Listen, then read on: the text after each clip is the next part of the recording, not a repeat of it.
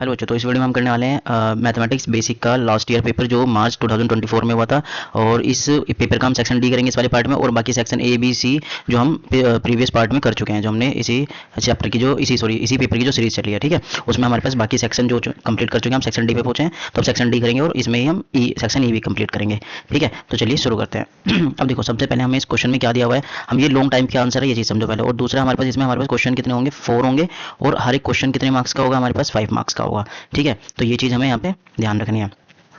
तो अब इसमें इन्होंने हमें क्या बोला हुआ है, टू क्यूब्स, ये जो इसका ए पार्ट है इसमें हमें बोला हुआ है to cubes each of volume 125 centimetre cube. अब दो क्यूब बताइए इन्होंने जिनकी वॉल्यूम बताई है, हर एक की क्यूब की वॉल्यूम जो है 125 सेंटीमीटर क्यूब है। और जॉइंट एंड टू एंड, देखो बुक का क्वेश्चन है, बुक के जैसा क्वेश्चन है जैसे बुक में था सरफेस एरिया वॉल्यूम वाले चैप्टर में, ठीक है। इसमें फाइंड क्या करना है हमें, find the volume and the surface area of the resulting cuboid. हमें वॉल्यूम फाइंड करनी है और सरफेस एरिया फाइंड करना है रिजल्टिंग क्यूबॉइड का। चलो, तो यहाँ पे ए पार्ट लिख लेता हूँ मैं, और पहले सबसे पहले डायग्राम बताते हैं जो इन्होंने हमें बताया है, ठीक है। सबसे पहले देखो, मैं एक क्यूब बनाता हूँ, मैंने ये क्यूब बनाया, दूसरा क्यूब, एक क्यूब बनाता हूँ पहले मैं यहाँ पे, ठीक है। फिर इसकी मैं लाइनें ज्वाइन करता हूँ क्यूब बनाने के लिए, ये हमारा हो गया एक क्यूब, ठीक है। इसकी वॉल्यूम इन्होंने हमें बताई है, इसकी वॉल्यूम जो है, वॉल्यूम बताइए इन्होंने, मैं यहाँ पे लिख देता हूँ 125 सेंटीमीटर क्यूब, ये हमें गिवन दी है। अब इसी के साइड में दूसरा क्यूब को जोड़ा गया है, इसी के साइड में दूसरा क्यूब जो है वो जोड़ा गया है, ठीक है। अब ये मैं जैसे मैंने यहाँ बना दिया, और एक दूसरा क्यूब ज्वाइन करता हूँ इसमें, ये हो गया, ठीक है। तो इस तरीके से यहाँ पे ये क्यूब, दूसरा क्यूब है, इसको ज्वाइन कर दिया हमने। ये दो क्यूब को ज्वाइन करके देखो देखो, एक ये क्यूबर्ड नहीं बन गया, अगर हम ध्यान से देखें ये क्यूबर्ड बन गया, दो क्यूब को ज्वाइन करते हैं तो क्यूबर्ड बन जाता है। अब ये क्यूब फर्स्ट है हमारा, ये क्यूब 2 है। अब दोनों की वॉल्यूम अलग अलग, हमारे पास 125 सेंटीमीटर क्यूब है। अब ये बता रखा है इन्होंने, अब इन्होंने कहा जो रिजल्टिंग क्यूबर्ड बना है, अकॉर्डिंग टू क्वेश्चन हमने डायग्राम बना लिया जो इन्होंने हमें डायग्राम दिया था। अब इन्होंने कहा है ये जो क्यूबर्ड बना है इसकी वॉल्यूम रिजल्टिंग क्यूबर्ड का टोटल सर्फेस एरिया फाइंड करके बताओ, टोटल सर्फेस एरिया फाइंड करके बताना है हमें। तो वो कैसे करेंगे वो चीज़ देखते हैं हम यहाँ पे। हम देखो बहुत ही सिंपल है, इजी तरीके से हो सकता है। सबसे पहले हमारे पास क्या करेंगे, जो हमें गिवन वाला पार्ट दिया हुआ वो लिखते हैं। गिवन में हमें क्या दिया हुआ है, वॉल्यूम ऑफ वन क्यूब कितनी दी हुई है, 125 सेंटीमीटर क्यूब, ये हमें वॉल्यूम दी हुई है। अब क्यूब की वॉल्यूम का फॉर्मूला क्या होता है, क्यूब की वॉल्यूम का फॉर्मूला हमारे पास क्या होता है वो चीज़ हमें पता होनी चाहिए। देखो, क्यूब की वॉल्यूम का फॉर्मूला होता है साइड का क्यूब, साइड का क्यूब, यहाँ पे फॉर्मूला लिखा हमने, यहाँ पे ये वॉल्यूम हमें ये दे रखी है, ठीक है, सेंटीमीटर क्यूब, साइड क्यूब। अब ये क्यूब इधर है, उधर जाएगा क्यूब रूट, तो यहाँ से साइड निकल जाएगी हमारे पास क्यूब की, तो ये यहाँ पे आ गया क्यूब रूट में 125, यहाँ आ गया क्यूब रूट में, ठीक है। अब 125 किसका क्यूब होता है वो चीज़ हमें देखनी है, 125 क्यूब होता है 5 का, तो यहाँ पे 5 का क्यूब, तो यहाँ पे ये हमारा इसका क्यूब रूट क्या हो जाएगा, कैंसिल हो जाएगा, क्यूब रूट क्या हो जाएगा यहाँ से, इससे कैंसिल हो जाएगा, तो यहाँ पे हमारी साइड कितनी आ गई 5 सेंटीमीटर। तो हमने एक क्यूब की साइड फाइंड कर लिया। अब ध्यान से देखना इसमें क्या होने वाला है, देखो एक साइड की क्यूब और साइड जो क्यूब होता है उसकी सारी साइड बराबर होती है। अब साइड आ गई हमारे पास 5 सेंटीमीटर, देखो ये भी 5 सेंटीमीटर होगी, ये भी 5 सेंटीमीटर होगी, ये भी 5 सेंटीमीटर होगी, ये भी 5 सेंटीमीटर होगी, ये सारी क्या होंगी 5 सेंटीमीटर साइड होंगी इसके, ये यहाँ पे हमने मार्क कर लिया, ठीक है। तो अब इससे हमें क्या पता लगता है, अब देखो मैं यहाँ से पहले ये वॉल्यूम वाला पार्ट हटा देता हूँ। अब ये देखो यहाँ से हमें पता क्या लगता है, अब जो हमारा रिजल्टिंग क्यूबॉइड बना है उसकी लेंथ अगर मैं निकाल लूँ यहाँ से कितनी आएगी, लेंथ कितनी हो जाएगी 5 और 5 कितना हो जाएगा 10 सेंटीमीटर, और जो हमारी विड्थ है वो कितनी हो जाएगी, वो हो जाएगी हमारे पास 5 सेंटीमीटर, ठीक है। और जो हमारी हाइट है वो कितनी हो जाएगी, वो भी 5 सेंटीमीटर। तो यहाँ से जो रिजल्टिंग क्यूबॉइड है उसकी लेंथ विड्थ हाइट मिली हमें, क्या है, मिल गई है। तो अब यहाँ पे वो लिख लेते हैं हम। तो जो हमारा रिजल्टिंग क्यूबॉइड है, रिजल्टिंग क्यूबॉइड जो है उसकी हमारे पास लेंथ जो है, लेंथ हो गई 10 सेंटीमीटर, ब्रीथ हो गई हमारे पास 5 सेंटीमीटर, और हमारे पास हाइट हो गई हमारे पास 5 सेंटीमीटर। अब ये हो गया हमारे पास। अब हमें फाइंड जो करना है वो कर देते हैं, हमें फाइंड चाहिए total surface area of the resulting cuboid, तो वो हमें फाइंड करना है, वो यहाँ पे हम साइड में कर देंगे। लो, तो ये हो जाएगा सरफेस एरिया ऑफ, यहाँ चलो शॉर्ट में लिख देता हूँ मैं, सरफेस एरिया ऑफ क्यूबॉइड। उसका फॉर्मूला हमारे पास क्या होता है, फॉर्मूला होता है 2 मल्टीप्लाई में L B plus B H plus H L, ये हमारा रिजल्टिंग क्यूब, उसका फॉर्मूला होता है क्यूबॉइड का टोटल सरफेस एरिया का। यहाँ पे वैल्यू रख देंगे हम सिंपल करने के लिए। तो लेंथ हमारी 10 है, मल्टीप्लाई ब्रीथ हमारी 5 है, प्लस ब्रीथ हमारी 5 है, हाइट भी हमारी 5 है, प्लस 5 मल्टीप्लाई 10, यहाँ पे हमने वैल्यू पुट कर दिया बस, ठीक है। अब इसको क्या करेंगे, इसे सिंप्लीफाई कर लेंगे। अब हम इसे सिंप्लीफाई करेंगे तो हमारा क्या आएगा वो यहाँ पे लिख देंगे। यहाँ पे देखो 10 5 या 50 हो गया, प्लस 5 5 या 25, प्लस 10 5 या 50 हो गया। तो यहाँ पे हमने देखा 2 मल्टीप्लाई में इन तीनों को प्लस करा तो 125 आ गया, ठीक है। और 2 से मल्टीप्लाई करी तो यहाँ पे हमारे पास 250 आ गया, 250 सेंटीमीटर स्क्वायर। तो ये हमारा आंसर हो जाएगा जो हमें चाहिए था, total surface area of resulting cube head. तो ये इस तरीके से हमारा क्वेश्चन नंबर 32 कंप्लीट होता है और इसका ए पार्ट होता है। अब इसका हम अब देखो इसका सेकंड पार्ट भी चलो मैं करके बता देता हूँ। सेकंड पार्ट में क्या दिया हुआ है वो चीज़ समझते हैं पहले हम। सेकंड पार्ट में हमें बोला हुआ है a solid is in the shape of cone, एक सॉलिड है जो in the shape of cone surmounted on the hemisphere. ये कह रहा है जो हेमिस्फीयर है, देखो हेमिस्फीयर इस तरीके से होता है, यहाँ पे देखो इसके ऊपर कोन बना हुआ है इस तरीके से, ठीक है भाई। With both their diameter equal, उनके डायमीटर दोनों के क्या है, इक्वल है, ये भी चलो ठीक है। And the height of the cone equal to the radius, height जो है कोन की वो रेडियस के बराबर है। फिर find the volume of solid, ये हमें फाइंड करना है। चलो ठीक है, यहाँ पे हमें क्या दिया हुआ है, ये चीज़ हमें ध्यान रखनी है। यहाँ पे हमें दिया 7 सेंटीमीटर डायमीटर दिया हुआ है, ठीक है। अब इसको सिंप्लीफाई करते हैं, बी पार्ट सोल्व करते हैं इसका। पहले हम डायग्राम बना लेते हैं। डायग्राम हमारा क्या है, सबसे पहले नीचे हेमिस्फीयर है, ये रो हो गया हमारा हेमिस्फीयर, इसके ऊपर कोन बना हुआ है, ठीक है, कोन बना हुआ है। अब इसका जो डायमीटर है, डायमीटर जो बताया दोनों का, वो दोनों का 7 सेंटीमीटर बताया है। तो अगर डायमीटर 7 सेंटीमीटर है, यहाँ पे हमें गिवन में लिख लेंगे डायमीटर हमारा 7 सेंटीमीटर है, तो रेडियस हमारी कितनी हो जाएगी, 7/2 हो जाएगी, 7/2 सेंटीमीटर। तो यहाँ से हमें क्या पता लगता है, देखो यहाँ पे इसका सेंटर मानते हैं, तो हमारी रेडियस कितनी मिल गई, यहाँ पे मैं कलर चेंज करके लिख देता हूँ, 7/2।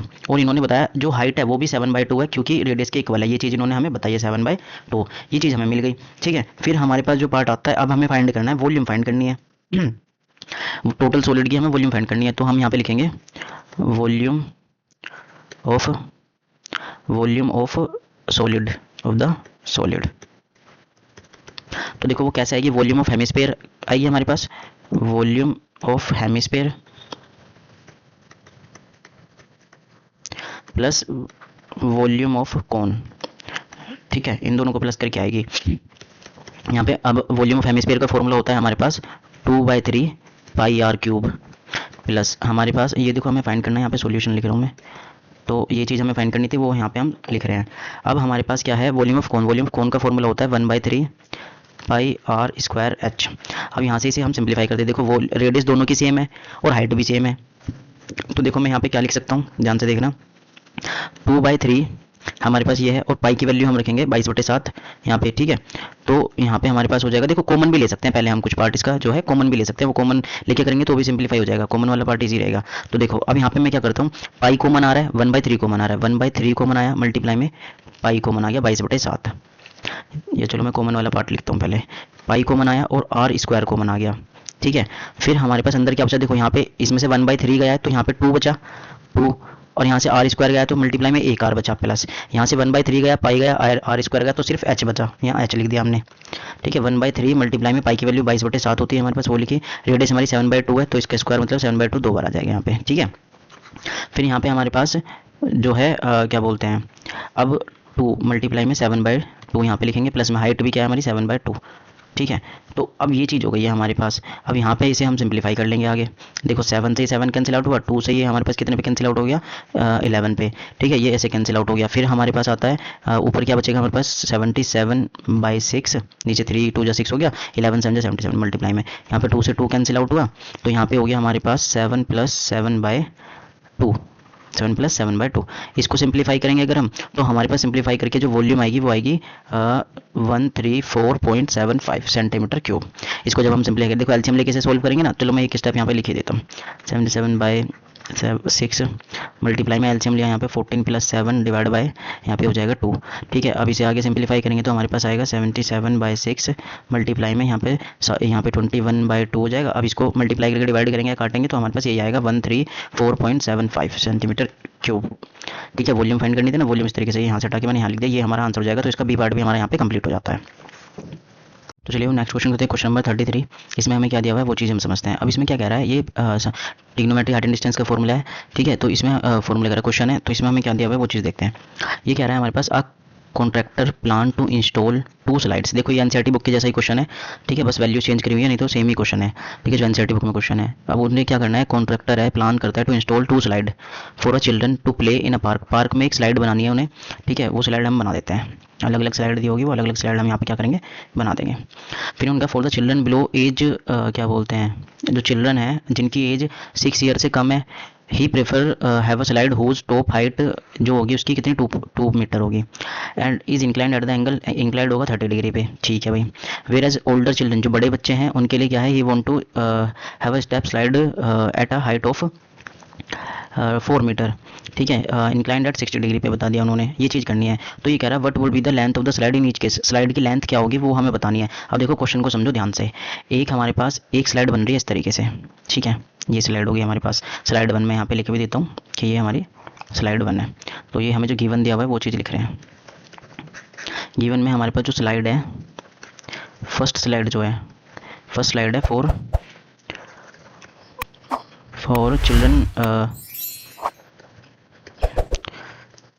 चिल्ड्रन बिलो एज 6 ईयर, ठीक है, ये स्लाइड दे दी हमें। फिर और इसमें इन्होंने बताया जो इसकी हाइट है 2.0 मीटर, और इंक्लाइंड हो रखी है, ये ग्राउंड से टच हो गया, वो कितने डिग्री पे, 30 डिग्री पे, ये चीज़ इन्होंने बता दी। फिर इन्होंने हमसे पूछ रहा है जो ये वाला ग्राउंड पे जो ये वाली लेंथ, नहीं स्लाइड की लेंथ, सॉरी, जो स्लाइड की लेंथ बनेगी, ये वाली जो लेंथ बनेगी, ये लेंथ कितनी होगी, ये हमसे पूछ लिया है। तो यहाँ पे नाम रख देते हैं ए, बी और सी, ऐसे हमने यहाँ पे नाम रख दिया, ठीक है। ये हमें फाइंड करना है जो कि हाइपोटेनस होगा, ठीक है, ये परपेंडिकुलर हमें गिवन दिया हुआ है। फिर स्लाइड 2 पे चलते हैं। स्लाइड सेकंड है जो हमारी फॉर एल्डर चिल्ड्रन जो है, ओल्डर चिल्ड्रन, उनके लिए दूसरी स्लाइड इन्होंने हमें बताई है, वो थोड़ी बड़ी स्लाइड बता दी इन्होंने हमें, ठीक है, स्टेप वाइज। तो उसमें इन्होंने 4 मीटर हाइट ली है, 4 मीटर हाइट ली है, और इसका नाम पी क्यू आर रख देते हैं हम। और फिर इन्होंने कहा ये इंक्लाइंड हो रखी है 60 डिग्री पे। देखो क्वेश्चन के अकॉर्डिंग डायग्राम जो थे वो हमने यहाँ पे बना लिए हैं, 2 केस दिए हुए थे, दोनों केस का डायग्राम हमने बना लिया है। फिर इन्होंने ईच केस में जो स्लाइड की हाइट होगी, स्लाइड की जो लेंथ होगी वो बतानी है, इसमें भी हाइपोटेनस बताना है, परपेंडिकुलर हमें गिवन है। बहुत ईजी क्वेश्चन है, आप सोल्यूशन करना स्टार्ट करते हैं। देखो ट्रिग्नोमेट्री की हमें आइडेंटिटी हमें याद होनी चाहिए और रेशियो याद होनी चाहिए, जो हमारे पास होता है ना, पाकिस्तान भूखा प्यासा, हिंदुस्तान हरा भरा, ठीक है, यहाँ पे ये tan का रेशियो होता है, नहीं सॉरी साइन का, ये कोस का और tan का। तो यहाँ पे देखो जो हमारे पास कौन सा रेशियो यूज़ होगा, परपेंडिकुलर अपॉन में हाइपोटेनस वाला यूज़ होगा, मतलब साइन थीटा यूज़ होगा यहाँ पे हमारे पास, ठीक है। हम यहाँ पे साइन थीटा का यूज़ कर सकते हैं, क्योंकि देखो हमें हाइपोटेनस फाइंड करना है हर केस में, और परपेंडिकुलर हमें गिवन दिया हुआ है, तो ये वाला रेशियो हम यहाँ पे क्या कर सकते हैं, यूज़ कर सकते हैं, ठीक है। तो इसको हम क्या करेंगे, यूज़ करते हैं। सबसे पहले केस के लिए यहाँ पे सोल्यूशन में लिख देता हूँ। पहले केस के लिए हमारे पास जो है परपेंडिकुलर जो है पी जो है वो है ए बी, ठीक है, जो कि हमारे पास 2 मीटर दिया हुआ है। फिर इसमें हमारे पास जो एंगल है थीटा जो है हमारे पास वो कितना है, वो सी पे है, एंगल सी, और जो कि है तुम्हारा 30 डिग्री का, ये दिया हुआ है। तो इसका जो हमारे पास सॉल्यूशन बनेगा वो क्या बनेगा हमारे पास, सॉरी फाइंड जो करना होगा हमें हाइपोटेनस, जो कि लेंथ होगी, लेंथ ऑफ स्लाइड जो होगी वो होगी हमारे पास क्या बोलते हैं हाइपोटेनस मतलब ए सी, ठीक है। अब इसे सोल्व करने के लिए हम लेंगे sine theta, sine 30 degree sorry, यहाँ पे होगा हमारे पास साइन 30 डिग्री इक्वल टू, ये होगा perpendicular upon base, perpendicular upon hypotenuse मतलब ए बी अपॉन ए सी, ठीक है। तो साइन 30 डिग्री कितने क्या वैल्यू होती है साइन 30 डिग्री की, 1/2 होती है, और ए बी हमारा कितना है, 2 मीटर है, और ए सी हमारा हाइपोटेनस है, लेंथ ऑफ स्लाइड ए सी हमें फाइंड करना है। तो ए सी इधर आ जाएगा हमारे पास, तो ए सी इधर आया और 2 उधर चला गया, तो कितना आ गया 2 × 2 इक्वल टू हमारे पास कितना हो गया 4 मीटर। तो हमारी लेंथ ऑफ स्लाइड कितनी आई है 4 मीटर। तो ये पहला पार्ट हमारे पास हो गया फर्स्ट चिल्ड्रन के लिए। अब चलते हैं सेकंड पार्ट में, ये हमारा पहला पार्ट हो गया। अब चलते हैं सेकंड पार्ट में। सेकंड पार्ट में हमारे पास जो परपेंडिकुलर है वो हमारा पी क्यू है, जो कि हमारे पास 4 मीटर दिया हुआ है, और हमारे पास क्या बोलते हैं यहाँ पे जो थीटा है हमारा वो एंगल आर है, जो कि हमें 60 डिग्री का दिया हुआ है, और यहाँ से हमारी लेंथ ऑफ स्लाइड जो है सेकंड केस में लेंथ ऑफ स्लाइड हमारी क्या है पी आर, ये हमें फाइंड करनी है। तो मैं यहाँ पे साइड में थोड़ा सिंप्लीफाई कर देता हूँ। तो यहाँ पे हम लेंगे, यहाँ पे भी same sine 60 degree equal to perpendicular upon hypotenuse, जो कि हमारे पास परपेंडिकुलर हमारा कितना है 4, और हाइपोटेनियस हमारा पी आर है, ठीक है। यहाँ पे वैल्यू रखते हैं, इक्वल टू में रख देता हूँ मैं यहाँ पे वैल्यू, और नहीं यहीं पे रख देता हूँ। साइन 60 की वैल्यू हमारे पास कितनी होती है √3/2, ठीक है। जो साइन 60 की वैल्यू होती है हमारे पास √3/2, और ये 4 अपॉन में पी आर है हमारे पास। इसकी क्रॉस मल्टीप्लाई करेंगे, पी आर इधर चला जाएगा और 2 उधर चला जाएगा, √3 डिवाइड में आ जाएगा। तो इसको आगे सिंप्लीफाई करेंगे तो यहाँ पे पी आर बराबर आ जाएगा क्या बोलते हैं 4 × 2 डिवाइड बाई √3, ठीक है। इसको सिंप्लीफाई करेंगे आगे हम, तो यहाँ पे 8 आ गया, और नीचे √3 को नीचे नहीं रखेंगे, रेशनलाइजेशन करेंगे, √3 के ऊपर नीचे मल्टीप्लाई करी, तो यहाँ पे पी आर जो है वो हमारे पास कितना आ गया क्या बोलते हैं 8 √3, और नीचे हमारे पास √3 में करी तो 3, तो लेंथ ऑफ स्लाइड ये हमारे पास हो गई। तो हमारे पास दोनों केस की लेंथ ऑफ स्लाइड हमारी आ गई है। फर्स्ट केस का हमारा ये हो गया, सेकंड केस का हमारा ये हो गया। तो यहाँ पे लेंथ ऑफ स्लाइड हमारी निकल गई, इसका ये 8 √3/3, ठीक है भाई। अब इसमें हम √3 की वैल्यू भी रख सकते हैं, पर हम यहीं पे छोड़ेंगे, यहीं पे हमारा आंसर हो जाएगा, और क्या बोलते हैं 33 का हमारे पास ये क्वेश्चन कंप्लीट हो जाता है, ठीक है। इजी क्वेश्चन था, बुक का ही क्वेश्चन था, तो आसानी से हम कर पाए इसे। अब चलते हैं हम नेक्स्ट क्वेश्चन पे। तो नेक्स्ट क्वेश्चन है 34 में हमें क्या दिया हुआ है, देखो 2 पार्ट है इसमें। तो दोनों को हम समझेंगे। पहला पार्ट हमें क्या कह रहा है कि इसमें क्या रखा है, बी डी और Q M are medians of triangle A B C and P Q R. ये भी एनसीईआरटी बुक का ही क्वेश्चन है, ट्राइंगल चैप्टर का एनसीईआरटी बुक में ऐसा क्वेश्चन था, ठीक है, उसी की तरह दिया हुआ है। वो चीज़ हम यहाँ पे अब समझने वाले जो इन्होंने हमें बताई है। तो सबसे पहले हम यहाँ पे ट्राइंगल बनाएंगे, जो केस दिया हुआ है इन्होंने, उस केस उसके अकॉर्डिंग इन्होंने हमें बताया ए बी सी और पी क्यू आर दो ट्राइंगल है, तो दोनों ट्राइंगल को हम अलग अलग क्या करते हैं, बना लेते हैं यहाँ पे, ठीक है। मैं यहाँ पे बनाता हूँ ट्राइंगल, एक ट्राइंगल हमारा ये रहा और दूसरा ट्राइंगल हमारा ये रहा। यहाँ पर डायग्राम बना लिया अकॉर्डिंग टू क्वेश्चन जो हमें दिया हुआ है, ठीक है। फिर इन्होंने कहा है यहाँ पे हमें कि भाई इसमें ना मीडियन है, इसमें क्या है, मीडियन है, ठीक है।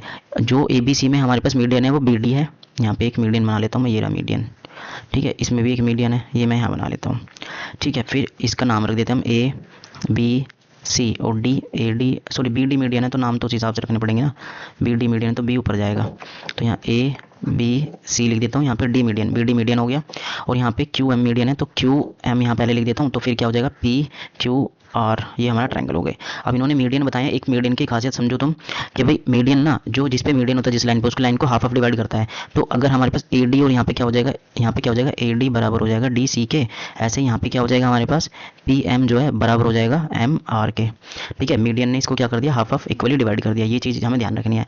और देखो गिवन वाले पार्ट में, जो गिवन वाला पार्ट है वो मैं यहाँ लिख रहा हूँ, ये दो ट्राइंगल दिए और ये चीज़ दी, और दूसरा हमारे पास गिवन दे दिया, जो ट्राइंगल है ए बी सी वो सिमिलर है ट्राइंगल पी क्यू आर के, ये चीज़ इन्होंने हमें यहाँ पे बता दी है, ठीक है। अब इनकी हेल्प से हम क्या करेंगे, क्वेश्चन को सोल्व करेंगे, ठीक है।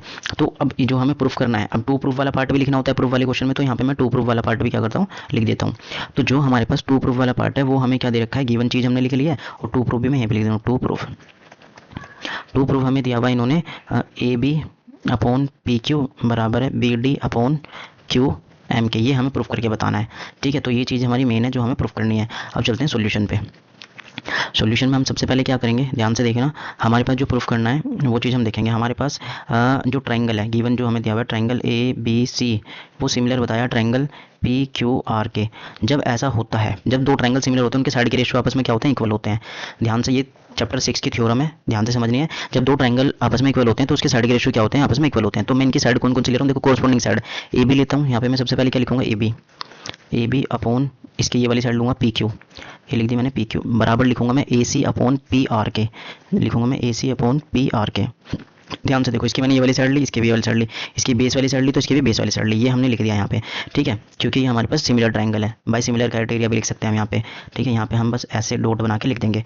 अब ध्यान से देखो, हमारे पास में A B upon P Q है। अब ए सी जो है, ए सी को मैं क्या लिख सकता हूँ, हमारे पास ए डी और डी सी बराबर है तो 2AD लिख सकता हूँ मैं इसे, क्योंकि देखो ये दोनों आपस में इक्वल हैं तो पूरी साइड 2AD लिखी जा सकती है, 2AD यहाँ पे क्योंकि हाफ हाफ होती है, ठीक है। और जो PR है पूरी साइड को मैं 2PM लिख सकता हूँ, 2PM लिख सकता हूँ, डबल ऑफ PM, क्योंकि देखो PM और MR आपस में इक्वल है और इन दोनों को प्लस करके आता है हमारे पास PR, ठीक है। ये मीडियन की हेल्प से यहाँ पे रीजन भी दे दूंगा मैं यहाँ पे, क्योंकि रीजन देना जरूरी पड़ता है यहाँ पे। जो BD है और हमारे पास एंड QM है आर मीडियंस, ये मीडियंस है, इस वजह से हमारे पास ये रीजन दे दिया कि भाई जो AC है ना वो डबल ऑफ AD है, पूरी साइड जो है डबल ऑफ AD है, क्योंकि मीडियन हाफ हाफ डिवाइड करता है, ये चीज़ हमें यहाँ ध्यान रखेंगे। तो 2 से 2 कैंसिल आउट हो गया, तो यहाँ पे हमें क्या मिला, AB अपॉन PQ जो है बराबर आया AD अपॉन PM के, ये चीज़ हमें यहाँ पे ध्यान रखनी है, ठीक है। ये हमारी इक्वेशन नंबर 1 मान लेते हैं। अब चलते हैं हम नेक्स्ट पार्ट पे, हमें जो सोल्व करना है। अब ध्यान से देखना, इन ट्राइंगल ABD, जो ABD ट्राइंगल है, ये वाला triangle ABD triangle and triangle PQM में देखो, PQM में, हाँ ठीक है, PQM में देखो। अब इसमें हमारे पास क्या है, एक चीज़ देखनी है हमें, देखो इसमें हमारे पास क्या है, AB अपॉन PQ बराबर है AD अपॉन PM के, ठीक है। फ्रॉम इक्वेशन 1 से, हमारे पास ये इक्वल है इस वाले ट्राइंगल में। अब देखो कौन कौन से ट्राइंगल की बात हो रही है, मैं यहाँ पे बना के बता देता हूँ तुम्हें। एक ये वाला ट्राइंगल है और ये वाला ट्राइंगल है, ये हमारा BDA है और ये हमारा QPM है। इसमें हमारे पास देखो इस वाले ट्राइंगल की हमने देखो AB साइड और जो AD अपॉन PM, ये दो साइड के रेशियो हमने इक्वल कर दिए। और यहाँ पे ध्यान से देखो, एंगल A जो है बराबर है एंगल P के, ये वाला एंगल बराबर है एंगल P के, क्योंकि हमें गिवन दिया हुआ है ये वाला जो ट्राइंगल है वो सिमिलर है, जो बड़े वाले ट्राइंगल थे हमारे पास ये सिमिलर थे, तो उनके अपोजिट जो एंगल होंगे, कोरस्पॉन्डिंग जो एंगल होंगे वो भी तो आपस में इक्वल होंगे। तो यहाँ पे हम लिख सकते हैं, क्योंकि हमें दिया हुआ है ट्राइंगल ABC सिमिलर है ट्राइंगल PQR के, इसकी वजह से इसके कोरस्पॉन्डिंग एंगल क्या होंगे, आपस में इक्वल होंगे। तो अब यहाँ पे हम क्या लिख सकते हैं, इससे क्या हो जाएगा, साइड एंगल साइड से ये ट्राइंगल सिमिलर हो गए। देखो जब किसी भी ट्राइंगल के साइड के रेशियो और एक एंगल इक्वल होता है ना, तो वो दोनों ट्रायंगल आपस में क्या होते हैं, सिमिलर होते हैं। ये हमने यहाँ पे प्रूफ कर दिया। तो यहाँ पे लिखेंगे बाय साइड एंगल साइड, ये वाला रूल लगता है, इस वाले को ये रूल मानते हैं। साइड एंगल साइड से हमारे पास क्या हो जाता है, ट्राइंगल ए बी डी वो सिमिलर हो गया, कॉन्ग्रुएंस नहीं होगा, सिमिलर होगा। साइड के रेशियो अगर एंगल इक्वल होता है तो सिमिलर होता है, ना कि कॉन्ग्रुएंस होता है। ये चीज़ हमें ध्यान रखनी है, ठीक है। ए बी डी और पी क्यू एम ये दोनों सिमिलर हो गए। अब सिमिलर हो गए हमारे पास, अब सिमिलर होने की वजह से हमारे पास एक चीज़ आ सकती है, जब सिमिलर है तो उनके साइड के रेशियो क्या होंगे, आपस में इक्वल होंगे। तो अब यहाँ पे लिखेंगे, तो यहाँ पे हम लिख सकते हैं जो हमारे पास है A B upon P Q, देखो A B upon P Q, ये वाला साइड का रेशियो, ये वाला, ये बराबर मान सकता हूँ मैं इसके, जो ये वाले साइड का रेशियो है ये वाला और ये वाला। तो यहाँ पे हो सकता है B D upon Q M के, ये हो जाएगा by corresponding part of similar triangle. इससे ये हमारे पास हो जाएगा। और देखो हमें यही प्रूफ करना था, तो यहाँ पे लिख देंगे हम हिंस प्रूफ्ड। यहाँ पे हमारा ये प्रूफ हो जाता है, ठीक है। एक बार मैं और समझाता हूँ क्या हमने किया है इसमें, किस तरीके से सोल्व किया है, वो चीज़ यहाँ पे देख लो। मैं इसको थोड़ा सा रफ कर देता हूँ यहाँ पे। देखो अब सबसे पहले हमें इन्होंने क्या दिया था, दो ट्रायंगल बताए जो कि सिमिलर है आपस में, वो हमने बना लिए। फिर उन्होंने कहा बी डी मीडियन है और क्यू एम मीडियन है, और ये दोनों आपस में सिमिलर बता दिया ट्रायंगल। इनके हेल्प से जो जो हमारे पास हो सकता था गिवन में, हमने वो हमने यहाँ पे लिख लिया, और टू प्रूफ जो था वो लिख लिया। फिर हमें प्रूफ करने के लिए दे दिया कि ये वाले साइड के रेशियो हमें इक्वल प्रूफ करके दिखाओ, A B upon P Q B D upon Q M, मतलब कि मीडियन का रेशियो और इसके साइड का रेशियो इस वाले ट्रायंगल की, ये आपस में इक्वल है, ये प्रूफ करना था। तो सबसे पहले जो ट्रायंगल हमें सिमिलर दिया था उसकी हेल्प से हमने क्या करा, जो सिमिलर ट्रायंगल था और जो मीडियन था उसकी हेल्प से हमने क्या करा, एक साइड के रेशियो इक्वल बनाए, उस ट्रायंगल के क्या करें, साइड के रेशियो इक्वल बनाए। फिर हमने देखा उन दोनों ट्रायंगल में क्या है, साइड का रेशियो इक्वल है, एक एंगल इक्वल है, क्योंकि सिमिलर ट्रायंगल है वो हमारे पास। फिर हमारे पास साइड एंगल साइड रूल से क्या हो जाएगा, दोनों ट्रायंगल आपस में क्या हो गए, सिमिलर हो गए। सिमिलर होने के बाद हमारे पास हमने क्या करा, आज जब ट्रायंगल सिमिलर है तो उनके साइड के रेशियो क्या होते हैं, आपस में इक्वल होते हैं, वही हमें प्रूफ करना था। यहाँ पे corresponding part of similar triangle का यूज करके हमने यहाँ पे कर दिया, यही हमारा आंसर हो गया, ठीक है। क्वेश्चन को ध्यान से समझना, और इतना हार्ड नहीं है, पर एनसीईआरटी बुक का क्वेश्चन अच्छे से समझ में आना चाहिए। तो चलिए हम नेक्स्ट पार्ट स्टार्ट करते हैं, जिसमें हमारे पास क्या है, क्वेश्चन नंबर जो 34 का ही हमारे पास जो है क्या बोलते हैं, क्वेश्चन नंबर बी, मतलब कि ऑप्शनल वाला जो क्वेश्चन है उसको सिंप्लीफाई करते हैं, ठीक है। पहले क्वेश्चन में समझते हैं हमें क्या दिया हुआ है। ये कह रहा है C D and G H, ध्यान से समझना, क्वेश्चन समझना बहुत जरूरी है। C D G H are respectively bisector of angle A C B और ई जी एफ, ठीक है भाई।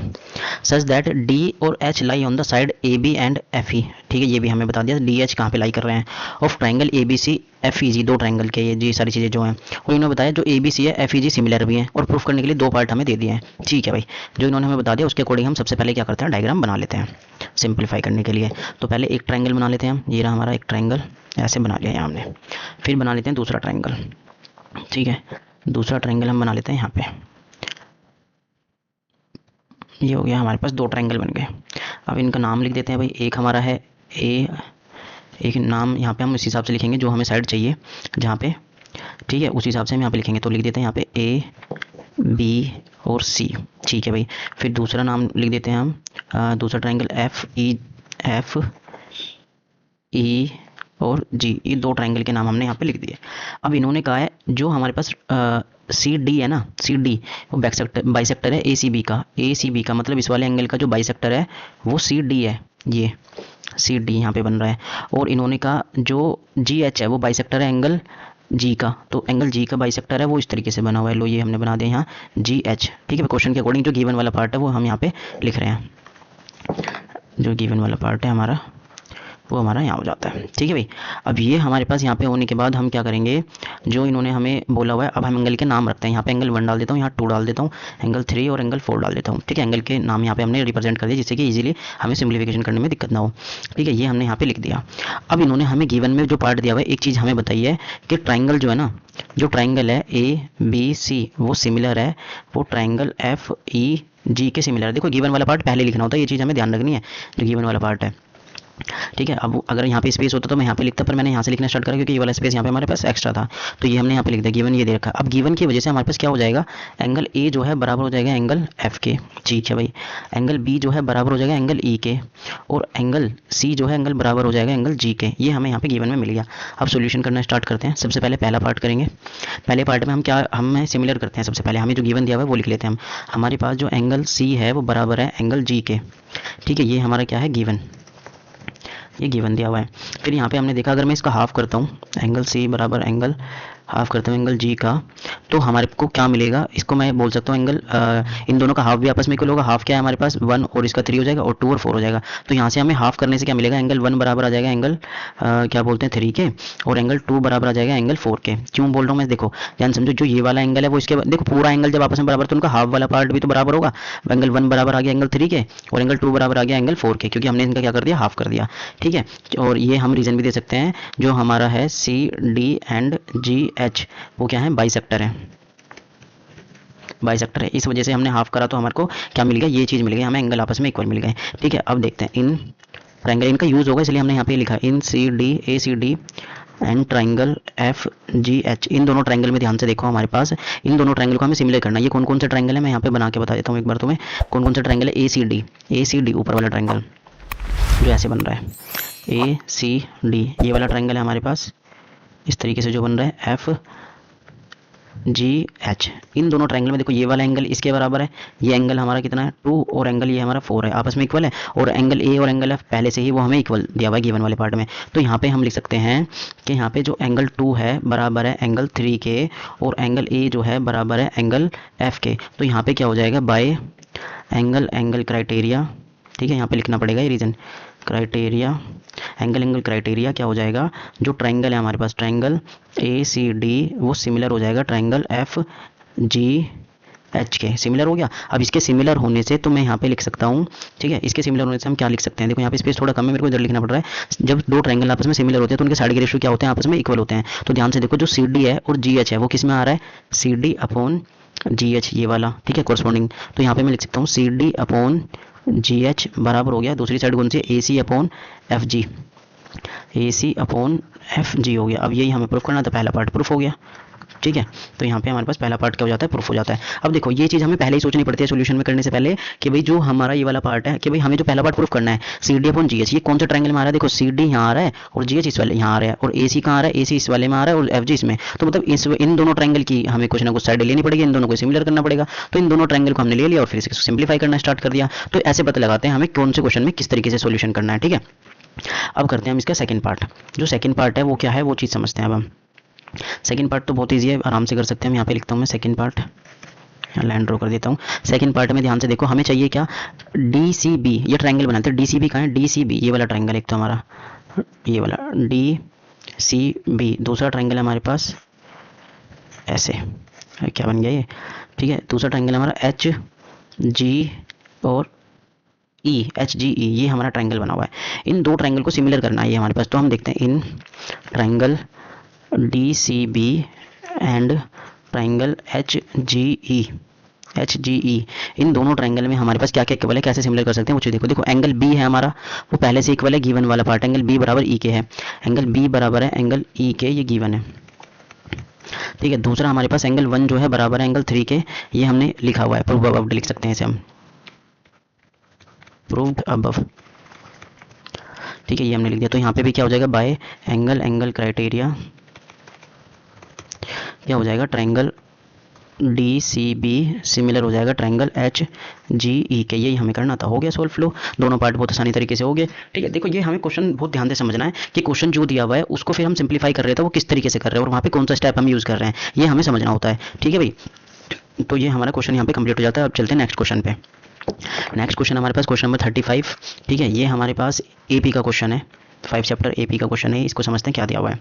इसमें क्या कह रहा है, a manufacturer of TV set produced, जो मैन्युफैक्चरर है वो टीवी सेट प्रोड्यूस करता है, 720 टीवी प्रोड्यूस करता है वो। ठीक है, फिर इन्होंने हमसे कहा है इन द फोर्थ ईयर में 720 टीवी को क्या करता है, प्रोड्यूस करता है। ध्यान से समझना क्वेश्चन को। और फिर इन्होंने कहा and 880 set in 8th year, 8वें ईयर में 880 करता है। ठीक है भाई, assume that the production increase uniformly, production uniformly क्या हो रहा है, इंक्रीज होता है, मतलब कि जो इनका कॉमन डिफरेंस है वो सेम रहेगा हर नंबर पे। फिर कह रहा है find the production in the 10th year, 10th year में प्रोडक्शन कितना होगा वो बताना है, and the total production in the first 7 years, first 7 year में, फर्स्ट 7 ईयर का टोटल प्रोडक्शन भी बताना है। अब क्वेश्चन में गिवन क्या दिया हुआ है वो लिखते हैं सबसे पहले हम। गिवन में हमें इन्होंने दे दिया यहाँ पे हमने कि भाई इन्होंने बोल दिया, जो देखो 4th ईयर का पूछा है तो हम लेट कर लेते हैं, या फिर गिवन का हटाते हैं, पहले लेट करते हैं हम यहाँ पे, लेट करते हैं सॉल्यूशन में कि भाई लेट कर लिया। हमारा जो A4 है वो हमारा कितना दे दिया, 720। दूसरा हमारे पास इन्होंने बता दिया A8 जो है वो हमें दे दिया 880। ठीक है भाई, 8वीं ईयर का बोला तो हमने A8 मान लिया, 4th ईयर का बोला तो A4 मान लिया हमने। ठीक है, ये इन्होंने हमें बता दिया। और जो प्रोडक्शन है कंटिन्यूसली डिक्रीज हो रहा है, कॉमन डिफरेंस को हम D मान लेते हैं। ठीक है, कॉमन डिफरेंस को D मान लेते हैं, हमने D मान रखा है। अब यहाँ पे लिखते हैं टू फाइंड। टू फाइंड क्या है हमारे पास, टू फाइंड है हमें क्या, find the production in the 10th year, मतलब कि A10 फाइंड करना है हमें। दूसरा हमें total production in the first 7 year, मतलब कि S7 फाइंड करना है हमें। टोटल प्रोडक्शन पूछी है तो इन्होंने, ठीक है, क्योंकि सबका सम पूछा है ना, तो S7 पूछ लिया हमसे। अब हम इसे सिंप्लीफाई कैसे करेंगे वो चीज़ देख लो। हमने यहाँ पे लेट किया था D हमारा, देखो A हमारे फर्स्ट टर्म हो जाएगी, फर्स्ट टर्म हो जाएगी, और D हमारा कॉमन डिफरेंस हो जाएगा, कॉमन डिफरेंस हो जाएगा। अब सॉल्यूशन करना स्टार्ट करते हैं हम।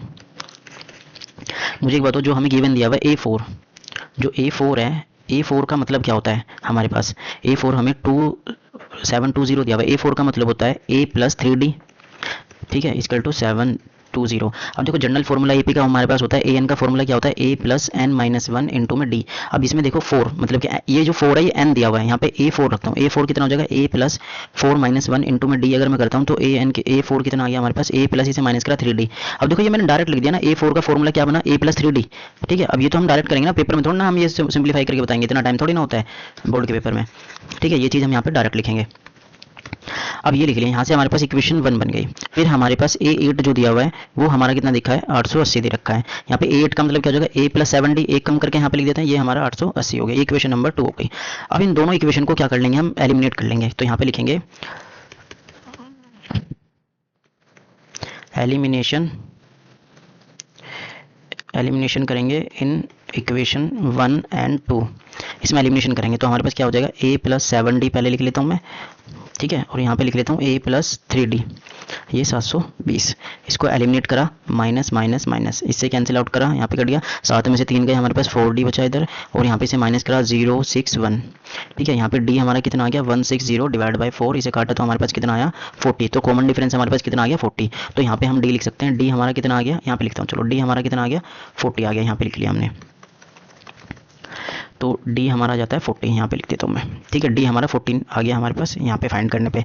ठीक है, अब इसी D की वैल्यू को पुट कर देंगे किसी एक में, हम किसी एक इक्वेशन में, वहाँ से हम क्या फाइंड कर लेंगे, A फाइंड कर लेंगे। तो यहाँ पे करेंगे putting the value of D in equation 1। ठीक है, इक्वेशन 1 में D की वैल्यू रख रहे हैं हमारे पास। इक्वेशन 1 क्या है हमारे पास, A plus 3D equal to 720। इसमें A प्लस 3 मल्टीप्लाई में D हमारा कितना हो गया 40 इक्वल टू 720। इसकी मल्टीप्लाई करी तो A प्लस हमारे पास कितना आया 120 70। इसे प्लस का उधर जाके गया माइनस का, इक्वल टू यहाँ पे हमारे पास माइनस 120। तो A हमारा कितना आ गया, इसे माइनस करा तो हमारे पास आ गया 600। तो A की वैल्यू कितनी आ गई हमारे पास 600। ठीक है भाई, A आ गया, D आ गया। अब हमें फाइंड करना है, सबसे पहले जो फाइंड करना है वो देखो, सबसे पहले ऐसे क्वेश्चन में हमें A और D फाइंड करना होता है। अब हम करते हैं A10 फाइंड करते हैं। A10 का मतलब क्या होगा, A प्लस, यहाँ पे लिख देता हूँ मैं फर्स्ट पार्ट जो हम सोल्व कर रहे हैं, एक तरीके से मान लेते हैं। A10 का मतलब होगा 9D, A प्लस 9D। तो A10 हमारा कितना आ जाएगा, A कितना हमारा 600 प्लस 9 मल्टीप्लाई में D हमारा 40। ठीक है, तो अब इसे हम मल्टीप्लाई करके प्लस कर लेंगे तो हमारे पास ये वाली वैल्यू आ जाएगी। तो ये हमारे पास हो जाएगा 600 प्लस इसके मल्टीप्लाई करिए, हमारे पास कितना आ गया यहाँ पे 9 चौक 36 360। इसे प्लस करा तो हमारे पास कितना आ गया 960। तो A10 हमारा कितना आ गया, A10 आ जाता है 960। तो पहला पार्ट हमारा हो गया सोल्व। हमें क्या फाइंड करना था, A10 ये कर दिया हमने। अब S7 फाइंड करना है हमें। देखो यहाँ पे स्पेस नहीं, हम नेक्स्ट पेज पे चलते हैं, वहाँ पे S7 फाइंड करेंगे। तो S7 फाइंड करने के लिए हमें क्या करना पड़ेगा वो चीज़ देख लेते हैं। तो हमें अब फाइंड करना है सेकंड पार्ट में, हमें S7 फाइंड करना। तो पहले सम का फॉर्मूला बताऊंगा। सम का फॉर्मूला हमारा n/2 2a plus n minus 1 into में डी होता है हमारे पास। इसका फॉर्मूला का यूज़ करेंगे तो यहाँ हमारा n/2 2a plus n minus 1 into में डी, इसका यूज़ करने वाले हैं हम। तो यहाँ पे S7 कितना आ जाएगा, n की जगह 7 रखेंगे, 7/2 मल्टीप्लाई में 2 मल्टीप्लाई में a हमारा 600 आया था, प्लस यहाँ पे 7 माइनस 1 हो जाएगा इंटू में d हमारा 40 आता है, यहाँ d लिख देंगे। ठीक है भाई, तो S7 इक्वल टू 7/2 मल्टीप्लाई में हमारे पास कितना हो जाएगा, ये इसकी मल्टीप्लाई करेंगे तो हमारे पास कितना आएगा 1200, प्लस इसे माइनस करा यहाँ पे 6 मल्टीप्लाई 4 मतलब 6 चौक 24 240 हो गया हमारे पास ये। ठीक है, इसे 240 आ गया यहाँ पे। अब इसको सिंप्लीफाई करेंगे तो हमारा कितना आएगा वो लिखते हैं 7/2 मल्टीप्लाई में ये प्लस करा तो हमारे पास कितना आया 0441, ये आ गया। इसको हम काट लेंगे तो हमारे पास कितना आ जाएगा, ये आएगा 7 मल्टीप्लाई में 2 7 जा 14 2 2 जा 4, ये आ गया हमारे पास। तो इसकी मल्टीप्लाई करेंगे तो हमारे पास कितना आएगा 5040, और ये हमारा हो जाता है आंसर। ठीक है, ये हमारा S7 भी फाइंड हो गया। ये हमारे क्वेश्चन नंबर 35 भी क्या होता है कंप्लीट हो जाता है। अब हमारा सेक्शन डी यहाँ पे कंप्लीट होता है। अब करेंगे हम सेक्शन ई स्टार्ट। चलिए हम सेक्शन ई स्टार्ट करते हैं, जिसमें हमारे पास 3 केस स्टडी हैं। तीनों केस स्टडी को बहुत अच्छे से समझेंगे और करना सीखेंगे यहाँ पे, ठीक है। केस स्टडी बहुत आसान होती है, बहुत इजी तरीके से हम कर सकते हैं, बस समझ के पढ़ना होता है और करना होता है, ठीक है भाई। तो चलो केस स्टडी फर्स्ट करते हैं हम यहाँ पे। यहाँ पे हमें क्या दिया हुआ है, म्यूचुअल फंड, ठीक है। म्यूचुअल फंड की केस स्टडी दी हुई है। अब mutual fund is a type of investment vehicle, ठीक है। ये म्यूचुअल फंड है जो टाइप ऑफ इन्वेस्टमेंट व्हीकल का है, that pools money from multiple investor, जो मल्टीपल इन्वेस्टर से क्या करता है, मनी लेता है, ठीक है, to invest in securities like stakes, bonds और अदर सिक्योरिटी में। इस तरीके से वो अपने पैसा इन्वेस्ट करने के लिए लेता है, ठीक है। Mutual fund are operate by professional money manager, वो म्यूचुअल फंड जो है मैनेजर एक प्रोफेशनल मनी मैनेजर्स के द्वारा क्या करा जा रहा है, ऑपरेट करा जा रहा है। who collect the fund assets and attempt to produce capital gain और income for the funds investor, जो क्या करता है वो क्या करता है कि वहाँ से क्या उनसे पैसा लेके उनका प्रॉफिट बनाने में हेल्प करता है, ठीक है। तो अब इसे आगे बढ़ते हैं। फिर क्या कह रहे हैं, नेट एसेट जो वैल्यू है, नेट एसेट वैल्यू जो है NAV जो है, रिप्रेजेंट अ फंड्स पर शेयर मार्केट वैल्यू, ठीक है भाई। ये फंड को रिप्रेजेंट कर रहा है NAV। It is the price at which the investor, ये प्राइस है बाय द फंड, जो बाय करता है, फंड बाय करे जाते हैं, खरीदे जाते हैं shares from the fund company से, ठीक है। And sell them to the fund company, फिर वो दोबारा सेल करे जाते हैं फंड कंपनी को। देखो इतने पार्ट से कुछ नहीं लेना, ये फालतू की खिचड़ी पका के दे रखी है, कुछ समझ में नहीं आना, कुछ नहीं करना। आगे देखो यहाँ टेबल दी हुई है, क्वेश्चन दिया हुआ है, उससे हमें क्या सोल्व करना है वो कर देंगे हम बस यहाँ पे। देखो the following table show that net asset value, जो टेबल है वो नेट एसेट वैल्यू को क्या कर रही है, शो कर रही है per unit of mutual fund of ICICI mutual fund से, ठीक है भाई। अब हमें ये टेबल दे दी, मेन हमारी यही है, ये टेबल दे रखी है हमें, इसका मतलब हमारे पास ये जो स्टेटिस्टिक्स चैप्टर की स्टडी दे रखी है, ठीक है भाई। अब इसके क्वेश्चन क्या दिया हमें वो पढ़ते हैं और सोल्यूशन करना स्टार्ट करते हैं। ये फालतू का इतना सारा झमेला दे रखा था, इसे पढ़ो वो पढ़ो, क्वेश्चन पढ़ो और देखो कितने आसान तरीके से होंगे। ये कह रहा है based on the above information, ठीक है, आंसर द फॉलोइंग क्वेश्चन, ठीक है भाई। What is the upper limit of model class of the data, जो ये डाटा है इसकी अपर लिमिट क्या होगी, मतलब कि मॉडल क्लास की अपर लिमिट। देखो मॉडल क्लास, सबसे पहले हमें पता होना चाहिए मॉडल क्लास होती क्या है। मॉडल क्लास वो होती है जो हाईएस्ट फ्रीक्वेंसी डाटा वाली क्लास होती है। अब यहाँ पे हाईएस्ट फ्रीक्वेंसी देखो, नंबर ऑफ म्यूचुअल फंड ये हमारी फ्रीक्वेंसी है और ये हमारा डाटा है। अब इसकी हाईएस्ट फ्रीक्वेंसी सबसे ज़्यादा 22 है, तो ये हो गई हमारी मॉडल क्लास। तो हम यहाँ पे हम फर्स्ट पार्ट का सोल्यूशन यहाँ पे लिखेंगे। तो हमारी पहले लिखते हैं मॉडल क्लास। मॉडल क्लास कौन सी होगी हमारे पास, मॉडल क्लास होगी हमारी 10 से 15 वाली, ठीक है। इसकी अपर लिमिट पूछिए और अपर लिमिट हमारी ये वाली होती है, तो अपर लिमिट क्या हो जाएगी हमारे पास, जो हमारी अपर लिमिट है, अपर लिमिट हो जाएगी हमारे पास 15। ये हमारा आंसर हो गया पहले वाले पार्ट का। देखो मॉडल क्लास फाइंड कर ली पहले हमने, फिर उसकी जो अपर लिमिट है ये वाली, वो हमने अपर लिमिट बता दी, वो हमारी 15 है। लो पहले पार्ट का आंसर कितनी जल्दी हो गया, कितना आसान था, ठीक है भाई। What is the median class, अब देखो ये मॉडल क्लास अलग होती है जो मोड फाइंड करने में हेल्प करती है, मीडियन क्लास वो होती है जो मीन फाइंड करने में हेल्प करती है। इस डाटा में मीडियन क्लास कैसे निकालेंगे, अब देखो सेकंड पार्ट करते हैं। Median class, median class, median class का एक तरीका है निकालने वाला, वो कैसे निकालते हैं, देखो जो हमारी सबसे एंड वाली अपर लिमिट होती है और सबसे पहले लोअर वाली लिमिट होती है, उसको प्लस करके 2 से डिवाइड करना होता है, ठीक है। तो कैसे फाइंड करेंगे, हमारे पास 0 + 25 डिवाइड बाई 2, तो यहाँ पे हमने करा 25/2 आया, इसको हमने काटा तो लगभग हमारी जो वैल्यू आएगी यहाँ पे लगभग 12.5 में आएगी, समथिंग। अब 12.5 कौन सी क्लास में आ रहा है डाटा, ये देखना हमें। 12.5 लगभग कौन सी क्लास में डाटा आएगा, 10 और 15 के बीच में ही आएगा। तो मॉडल क्लास हमारी ये रही, यही हमारी क्या होगी, मीडियन क्लास। तो मीडियन क्लास हमारी क्या हो जाएगी, मीडियन क्लास, ध्यान रखना मीडियन क्लास कैसे फाइंड करते हैं, 10 से 15 वाली हो जाएगी। ये हो गया हमारा आंसर नंबर 2। देखो 2 पार्ट हो गए हमारे पास, कितनी जल्दी सोल्व हो रहा है, बहुत आसान होती है कि स्टडी अगर ध्यान से हम समझ के कर लें तो बहुत आसान है। अब चलते हैं थर्ड पार्ट पे। थर्ड पार्ट क्या है हमारे पास, what is the mode of mutual fund. इस बार मोड पूछ लिया हमसे, इसके 2 पार्ट है, मोड और मीडियन। देखो और वाले पार्ट में हमें मीडियन फाइंड करना है, यहाँ पे दिख नहीं रहा, क्वेश्चन थोड़ा कट चुका है, पर कोई नहीं, मैं बताता हूँ। बस जो इसका और वाला पार्ट में उसमें मीडियन फाइंड करना है और ऑप्शन ए वाले में हमें इसमें मोड फाइंड करना है। तो हम मोड फाइंड कर लेते हैं, तो ए वाला पार्ट कर लेते हैं हम, ए हमें मोड फाइंड करना है, ठीक है। तो यहाँ पे लिख देता हूँ मोड। अब हमारे पास मोड का जो फॉर्मूला होता है वो लिखते हैं। मोड निकालने का फॉर्मूला क्या होता है, मोड निकालने का फॉर्मूला यहाँ पे हमारे पास होता है L प्लस में F1 और यहाँ पे होगा -F0 डिवाइड बाय 2F1 फिर -F0 -F2, ठीक है, और मल्टीप्लाई मैच, ये होता है मोड का फॉर्मूला। मोड का फॉर्मूला हमें पता होना चाहिए, हम इजीली से कर पाएंगे, ये हमारा मोड का फॉर्मूला होता है। अब यहाँ पे जो चीज़ें हैं वो कहाँ से मिलेंगी हमें, जो यहाँ पे देखो L का मतलब होता है lower limit of model class. Model class कौन सी है, तो इसकी लोअर लिमिट कितनी हो जाएगी 10, तो यहाँ पे L की जगह क्या आ जाएगा 10 प्लस में F1। अब देखो F1 F2 कैसे फाइंड करते हैं वो मैं बताता हूँ, तो मैं F1 F2 0 वगैरह ये कैसे होती हैं डाटा में वो बताता हूँ। तो देखो जो हमारी मॉडल क्लास बनी है वो हमारी होती है F1। अब इससे पहले वाली फ्रीक्वेंसी को F0 बोलते हैं, इसके बाद वाली फ्रीक्वेंसी को F2 बोलते हैं। F1 F0 F1 F2 मिल गया हमारे पास, ठीक है भाई। हाइट हमारी होती है, इसमें गैप कितना है, मॉडल क्लास में गैप कितना आ रहा है, देखो 5 का गैप है ना, तो ये हमारी हाइट हो गई, हाइट भी हमें मिल गया, ठीक है भाई। अब यहाँ पे वैल्यू रख देंगे और इसे सिंपलीफाई कर देंगे। चलो तो F1 कितना है हमारा 16, F1 कितना है हमारा 16, 16 नहीं, सॉरी, फ्रीक्वेंसी 22, F1 है हमारे पास 22 माइनस F0 हमारा 16 है, डिवाइड बाय, फिर हमारे पास जो है, अब देखो ये चीज़ हमें लिख के बतानी पड़ेगी भाई, यहाँ पे मैंने लिखी नहीं है, ये लिखना पड़ेगा L कितना है, F1 कितना है, F0 कितना है, तो वो चीज़ हमें यहाँ लिखनी पड़ेगी। मैं एक काम करता हूँ, ये वाला पार्ट यहाँ पे लिख देता हूँ, कहाँ लिखें, यहाँ तो स्पेस ही नहीं बच रहा, फॉर्मूले इसमें लिख दिया हमने टेबल में, पर यहाँ पे लिख के दिखाना पड़ेगा। चलो मैं लिख देता हूँ यहाँ पे, L कितना है हमारा 10, और F1 कितना है हमारे पास 22, F0 कितना है हमारे पास 16, फिर यहाँ पे थोड़ा सा इधर नीचे लिख रहा हूँ, थोड़ा तुम सही करके लिखना जब उसको क्वेश्चन में करोगे, F18 हो गया, और H हमारा 5 हो गया। लो मैंने सारी चीज़ें यहाँ पे लिख दी हैं, ठीक है। F0 हमारा 16 हो गया, यहाँ पे अब फॉर्मूले वैल्यू पुट करते हैं, 2 मल्टीप्लाई में 22 हो जाएगा F1, F0 हमारा कितना है, F0 हमारा 16 है, माइनस F2 कितना है हमारा 18 है, ठीक है भाई, मल्टीप्लाई में हाइट हमारी 5 है। अब आगे से सिंप्लीफाई कर लेते हैं, 10, अब देखो 22 में से 16 गए, हमारे पास कितने बचे, यहाँ पे वो लिख लेंगे हमारे पास, क्या बोलते हैं 8, कितना बचेगा हमारे पास 8 बचेगा, तो यहाँ पे हो गया हमारा, यहाँ पे प्लस लगाया 8 अपॉन में, इसकी मल्टीप्लाई करिए हमारे पास 44 आएगा, और इसे माइनस माइनस प्लस करा वो कितना आएगा वो लिख लेते हैं हम यहाँ पे, माइनस माइनस प्लस करा 18 को और 16 को, तो हमारे पास आता है 8 से 14 का 4, एक हासिल, यहाँ पे हो जाएगा 34 आ गया, मल्टीप्लाई में अभी हमारा 5 चल रहा है एज इट इज़। तो अब आगे से सिंप्लीफाई करते हैं, 10 प्लस 8 अपॉन, यहाँ पे आएगा हमारे, इसे माइनस करेंगे हमारे पास कितना बचेगा 10, मल्टीप्लाई में 5, 5 1 जा 5, 5 2 जा 10, ये कट जाएगा यहाँ से, 2 1 जा 2, 2 4 जा 8, तो कितना बचा हमारे पास यहाँ पे 10 प्लस 4 मतलब कि हमारा कितना आ गया 14, तो हमारे पास मोड कितना आता है 14, मोड आ रहा है हमारा 14 आ रहा है, या कुछ गड़बड़ तो नहीं हो गई है, नहीं ठीक है, कोई गड़बड़ नहीं है, ठीक है। तो ये हमारा कितना आ गया, मोड आ गया हमारा 14, एक बार चेक कर लेते हैं फिर भी कहीं गड़बड़ तो नहीं है। 12 में 6 गए हमारे पास, अरे यार यहाँ पे 6 बचेगा, यहाँ मैंने 8 लिख दिया, मुझे लग ही रहा था कुछ गड़बड़ हो रही है। यहाँ पे इसे 22 में से इसे 16 को माइनस करेंगे तो हमारे पास कितना बचेगा 6 बचेगा, यहाँ पे 6, तो यहाँ गड़बड़ हो गई, यहाँ मिस्टेक हो गई भाई, ये हो जाता है भाई, जल्दीबाजी में क्वेश्चन करते हैं तो ये मत समझना माइनस नहीं आती है करनी।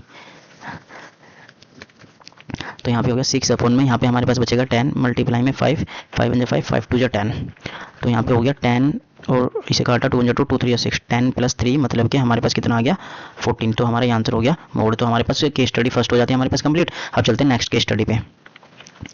तो नेक्स्ट केस स्टडी जो है हमारे पास 37, क्वेश्चन नंबर 37 है, और जो केस स्टडी है वो हमारे पास ग्राफ वाली है, बहुत ईजी होगी, आसानी से कर पाएंगे। चलो सोल्व करते हैं।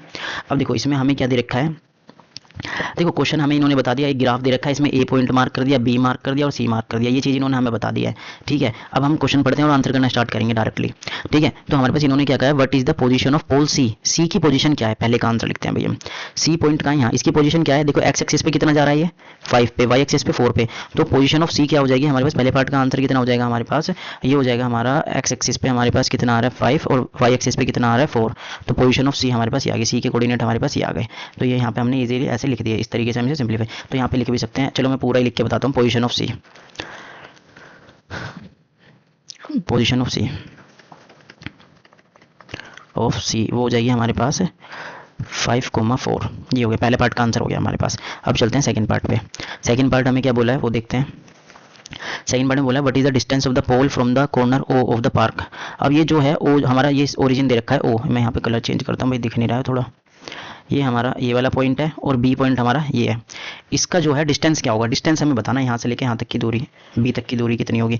देखो इसके कोऑर्डिनेट हमारे 0 0 होंगे, ठीक है, और बी के कोऑर्डिनेट क्या है 6 और 6, बी के कोऑर्डिनेट हमारे 6,6 हैं, ठीक है। यहाँ पे एक्स एक्सिस पे भी 6 पे आ रहा है और वाई एक्सिस पे भी 6 पे आ रहा है, तो जो हमारा है पोजीशन डिस्टेंस फाइंड करना है फ्रॉम बी और किसका, बी ओ का, ठीक है। तो यहाँ पे लिखता हूँ distance of B O, distance formula लगाएंगे हम यहाँ पे, डिस्टेंस फॉर्मूला हमारे पास क्या होता है वो लिख लेते हैं सबसे पहले हम यहाँ, तो हमारा डिस्टेंस फॉर्मूला होता है x2 माइनस x1 का square plus y2 minus y1 का स्क्वायर, ये हमारा डिस्टेंस फॉर्मूला होता है। अब हमारे पास जो कोऑर्डिनेट है, बी के कोऑर्डिनेट मैं यहाँ पे लिख देता हूँ, बी के कोऑर्डिनेट हमारे पास कितने हैं 6,6, और ओ के कोऑर्डिनेट कितने हैं हमारे पास, ओ का कोऑर्डिनेट क्या है हमारे पास 0 और 0, ठीक है भाई, 0 0 ओ के कोऑर्डिनेट जो है हमें यहाँ पे लिखती हैं। अब इसमें वैल्यू पुट कर देंगे बस, हम फिर ओ बी का डिस्टेंस आ जाएगा हमारे पास। तो मान लेते हैं ये हमारा क्या बोलते हैं, तो चलिए अब हम क्या करते हैं, इसे आगे सिंप्लीफाई करते हैं हम इसे। तो इसमें हमें क्या बोलते हैं, हम इसको मान लेते हैं ये हमारा जो है क्या बोलते हैं, ये x1 है, ये y1 है, ये x2 है और ये y2 है। अब वैल्यू रख देते हैं यहाँ पे, x2 कितना है 0 माइनस x1 कितना है 6 इसका स्क्वायर, प्लस ये हमारे पास हो जाएगा y2 कितना है 0 माइनस y1 हमारा 6 है इसका स्क्वायर। इसको सिंप्लीफाई करा हमारे पास तो कितना आएगा, 0 में से माइनस 6 गई तो माइनस का 6 बचा, इसका स्क्वायर प्लस ये भी माइनस का 6 हो जाएगा।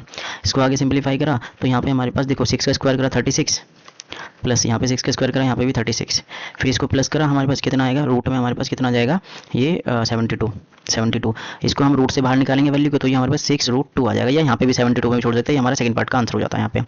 ठीक है, अब चलते हैं हम थर्ड पार्ट पे। अब थर्ड पार्ट पे इन्होंने हमें क्या बोला है वो चीज़ देखते हैं। अब हम थर्ड पार्ट देखते हैं। थर्ड पार्ट में क्या रहा है कि भाई देखो, दो ऑप्शन है हमारे पास, कोई सा भी एक क्वेश्चन कर सकते हैं इसमें से हम, अगर ध्यान से देखें। बी वाला पार्ट आसान है, ए वाला थोड़ा डिफिकल्ट है समझने में, नहीं तो बी वाला और भी इजी हो गया। बी वाला हम आसानी से डिस्टेंस फॉर्मूला लगा के डिस्टेंस फाइंड कर देंगे, तो बी वाला आसान पड़ेगा। ठीक है, तो अब देखो, पर हम ए वाला भी करके बताते हैं। ए में क्या बोला, इन्होंने कहा find the position of the fourth pole D. Fourth pole है डी, वो पता नहीं कहाँ पे है, वो हमें बतानी है। ठीक है, that the 4 point A B C D are parallelogram, इन्होंने बता दिया, पर जो ए बी सी डी बनेगा ना वो पैरेललोग्राम बनेगा, बस यही हिंट इन्होंने हमें सही दे दी।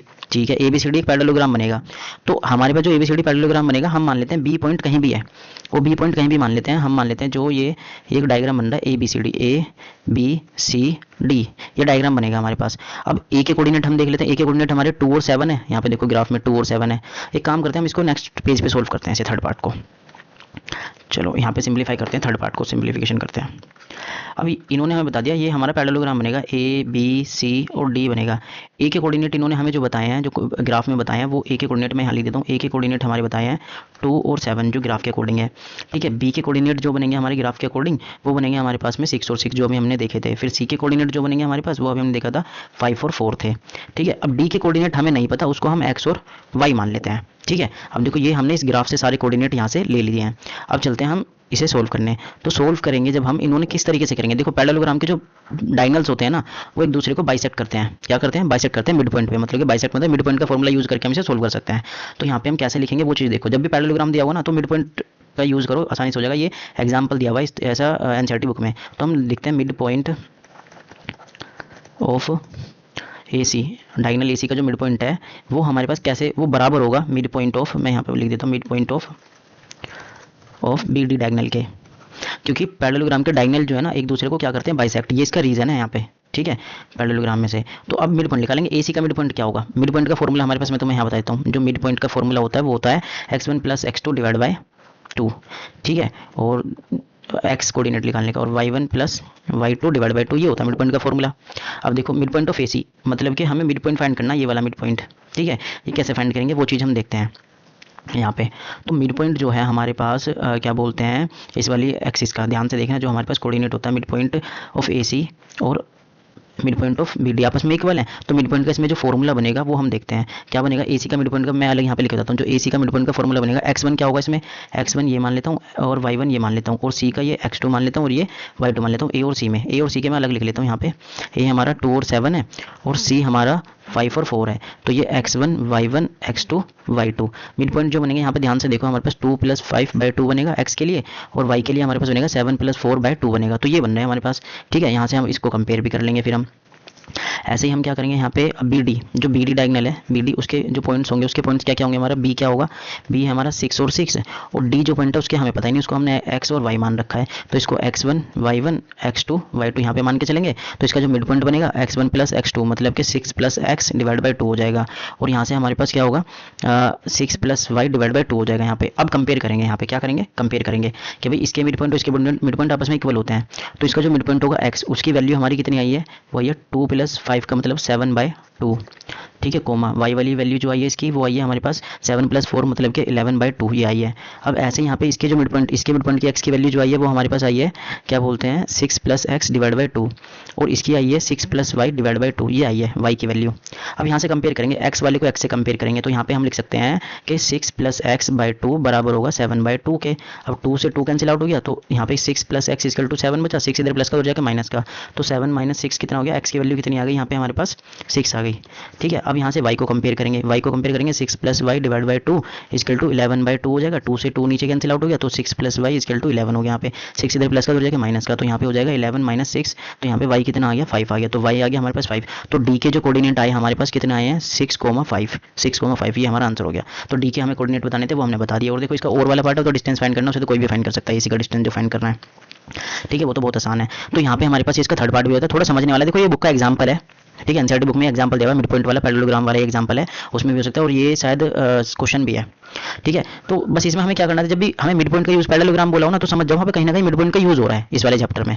ठीक है, 10th क्लास में यही कॉन्सेप्ट इसका यूज हो रखा है कि जब भी पैरेललोग्राम बोले तो तुम समझ जाओ मिड पॉइंट का यूज करना है। तो हमने क्या करा, दोनों के डायगोनल लिए। अब देखो एक बार मैं तुम्हें अच्छे से समझाता हूँ। ये हमारा पैरेललोग्राम है, ए और यहाँ पे सी हो जाएगा, यहाँ पे बी और डी हो जाएगा। यहाँ से ए सी के और बी डी का जो मिड पॉइंट है ना, एक दूसरे के इंटरसेक्ट करते हैं, सेम होता है उनका मिड पॉइंट। जब दोनों का मिड पॉइंट आपस में इक्वल है, दोनों के मिड पॉइंट को हमने क्या करा, कंपेयर करा, और यहाँ से जिस डी कोऑर्डिनेट की एक्स और वाई की वैल्यू चाहिए थी वो वैल्यू फाइंड कर दी हमने कंपेयर करके। देखो मिड पॉइंट को हमने इधर सोल्व करा है, ध्यान से देखना, मिड पॉइंट को यहाँ पे सोल्व करा है, जिससे कि हम इजीली कंपैरिजन यहाँ पे कर सके। ये चीज़ हमें यहाँ पे ध्यान रखनी थी। तो यहाँ पे हमारे पास केस स्टडी जो होती है हमारे पास 2 कंप्लीट हो जाती है। अब चलते हैं हम नेक्स्ट केस स्टडी पे।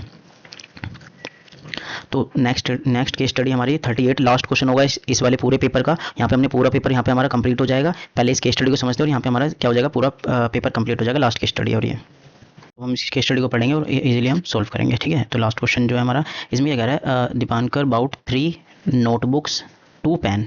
अब 3 नोटबुक खरीदी है उसने और 2 पेन खरीदे हैं फॉर इतने रुपये, 80 रुपये के। ठीक है, his friend Suryansh bought 4 notebooks और 3 पेन। ठीक है, जो सूर्यांश है उसने 4 नोटबुक खरीदे, 3 पेन खरीदे 110 रुपये के। ठीक है, from the school shop, book shop से जो है हमारी स्कूल की। अब क्वेश्चन को ध्यान से समझो। जो दीपानकर है उसने 3 तो नोटबुक खरीदी हैं, 2 पेन खरीदे हैं और 80 रुपये के आए हैं दोनों मिला के। और जो सूर्यांश है उसने 4 नोटबुक खरीदी हैं और 3 पेन खरीदे हैं, वो 110 रुपये के आए हैं। ठीक है, ये इन्होंने हमें सिचुएशन दे दी। फिर इन्होंने हमें क्वेश्चन बोल दिया कि क्वेश्चन सोल्व करके बताओ। अब इन्होंने पहले पार्ट में हमें क्या बोला है, if the price of notebook 1 notebook x rupees और price of 1 pen y rupees. ठीक है भाई, क्वेश्चन के अकॉर्डिंग हमें जो दिया हुआ है वो हम यहाँ पे लिखेंगे और सोल्व करेंगे। तो पहला पार्ट लिखता हूँ मैं यहाँ पे। तो यहाँ पे लेट जो हमें गिवन दिया हुआ है अकॉर्डिंग टू क्वेश्चन लिख देता हूँ मैं। चलो, अकॉर्डिंग टू क्वेश्चन हमें जो दिया हुआ है वो लिखता हूँ। यहाँ पे हमारे पास जो प्राइस ऑफ 1 नोटबुक है, प्राइस ऑफ 1 नोटबुक वो हम मान लेते हैं एक्स रुपीज़ है, इन्होंने हमें बताया भी है। प्राइस ऑफ 1 पेन वो हमें दिया हुआ है वाई रुपीज़। ठीक है भाई, फिर इन्होंने क्या हुआ है, राइट द सिचुएशन ग्राफिकली। जो ऊपर सिचुएशन है हमारे पास वो हमें ग्राफिकली बतानी है। ठीक है, तो अब देखो, अब दीपांशु की सिचुएशन लिखते हैं हम पहले। दीपानकर की, सॉरी दीपांशु नहीं, दीपानकर। जो हमारा दीपानकर है, नाम भी कैसे कैसे देते हैं दीपानकर, बताओ क्या नाम है। ठीक है, ये इन्होंने इसने क्या खरीदा है वो चीज़ देखते हैं। 3 नोटबुक खरीदी है। ठीक है भाई, 3 क्या खरीदी है, नोटबुक। तो नोटबुक हमारी की प्राइस कितनी है, एक्स। तो कितना हो जाएगा यहाँ पे 3x प्लस यहाँ पे हमारे पास 2 पेन खरीदे, पेन की कॉस्ट क्या है वाई रुपीज़, तो 2y हो जाएगा। इन दोनों को मिलाकर कितना आया था हमारे पास 80 रुपीज़। तो एक इक्वेशन हमारे पास ये हो गई। ठीक है भाई, दूसरी इक्वेशन हमारी सूर्यांश के लिए, सूर्यांश के लिए क्या हो जाएगी, इसने 4 नोटबुक खरीदे तो 4x प्लस 3 पेन खरीदे 3y हो जाएगा, इक्वल टू 110 रुपीज़ के। ये हो गई 2 इक्वेशन। तो ये हमारा पहला पार्ट का आंसर हो गया। ग्राफिकली ओ सॉरी अलजेब्रिकली हमने क्या कर दिया, इस सिचुएशन को रिप्रेजेंट कर दिया। तो पहला पार्ट का आंसर हमारा यहीं तक था, बस इतना ही सोल्व करना था। ठीक है, अब चलते हैं सेकंड पार्ट में। सेकंड पार्ट में क्या कह रहा है वो देखते हैं। देखो सेकंड पार्ट में हमें क्या बोला हुआ है, what is the price of 1 notebook. एक नोटबुक की प्राइस, और ऑप्शन वाले क्वेश्चन में प्राइस बताना पेन का। ठीक है, तो प्राइस कितना होगा वो चीज़ बतानी। तो इन दोनों इक्वेशन को सिंप्लीफाई कर लेना है। सिंप्लीफाई करेंगे तो हम क्या यहाँ पे क्या कर देंगे, जो बी पार्ट है हम इक्वेशन लिखते हैं, इनको दोनों को सिंप्लीफाई करते हैं। एलिमिनेट कर लो या सब्स्टिट्यूट कर लो, कोई सा भी तरीका यूज़ कर सकते हैं। तो हमारे पास इक्वेशन जो है सेकंड पार्ट के लिए 3x plus 2y equal to हमारे पास ये दिया हुआ है, और यहाँ पे 4x plus 3y equal to 110 दिया हुआ है। अब देखो इसमें सबसे एलिमिनेशन करने के लिए हमारा एक नंबर पहले वाला सेम होना चाहिए, वो सेम नहीं है। अगर मैं इस वाली पूरी इक्वेशन में 4 से मल्टीप्लाई कर देता हूँ और इस वाली पूरी इक्वेशन में मैं 3 से मल्टीप्लाई कर देता हूँ, तो देखो पहला नंबर सेम हो जाएगा। 4 3 12 12x प्लस ये 4 2 8 8y, यहाँ पे हो जाएगा 4 8 32। ठीक है, अब यहाँ पे हो जाएगा 4 3 12x प्लस 3 3 9y, और यहाँ पे हो जाएगा 330। अभी देखो फर्स्ट सिचुएशन सेम हो गई, तो एलिमिनेशन करेंगे अब यहाँ एलिमिनेशन करेंगे अब यहाँ पे इक्वेशन 1 में और 2 में। 3 2 0 यहाँ पे हो जाएगा 12x plus 9y equal to 330। Eliminate करा, माइनस माइनस माइनस, ये कैंसिल आउट हो गया पूरा। इसे माइनस करा, माइनस का 1y बचा, 9 में से 8 गई तो, और यहाँ पे माइनस करा, माइनस का 10 बच गया। तो इसे माइनस से माइनस कैंसिल आउट हो तो y की वैल्यू कितनी आ गई, यहाँ पे 10 आ गई। y की वैल्यू 10 आ गई। किसी भी इक्वेशन में रख दो x की वैल्यू फाइंड करने के लिए। देखो b वाला पार्ट हो गया। ठीक है, b वाला पार्ट यहाँ पे सोल्व हो जाता है। हम दोनों पार्ट कर रहे हैं यहाँ पे सोल्व, तो b वाला पार्ट तो हमारा यहाँ पे कंप्लीट हो गया। अब a जो हमारी x फाइंड करना है, तो y की वैल्यू किसी भी इक्वेशन में रख दो, कोई सी भी इक्वेशन में उठा के रख सकते हैं y की वैल्यू। तो हम रखते हैं फर्स्ट इक्वेशन में, putting the value of y in equation 1, 3x plus 2y equal to 80 इसमें रख देते हैं। वाई की वैल्यू इसमें रखी तो हमारा कितना आएगा 3x plus 2 multiply 10 is equal to 80। इसे सिंप्लीफाई करा 3x कितना आ गया यहाँ पे प्लस 20 इजकल टू 80।